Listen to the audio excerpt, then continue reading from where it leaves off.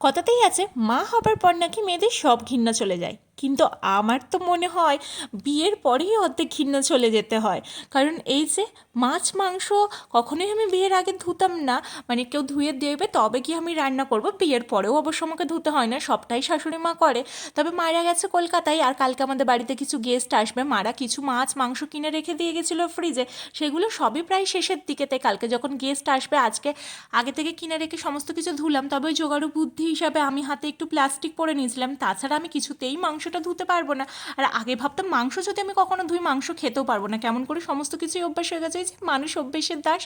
দেন একটুখানি বিছানার চাদরটা পাল্টে নিলাম, আমার তো মনে হয় যে বিছানাটা পরিষ্কার থাকলে গোটা ঘরটাই যেন পরিষ্কার লাগে। দেন নিচেতে চলে গেছিলাম, আমাদের যে স্টোর রুমটা, এখানে কেউ থাকি না আমরা, এখানে সমস্ত কিছু রাখা হয়, তার সাথে আমার প্রতিদেবের গাড়িটা থাকে, সেটাকে একটু পরিষ্কার করে নিয়ে দুজনে মিলে বিকালবেলাতে বেরিয়েছিলাম একটু বাজারে।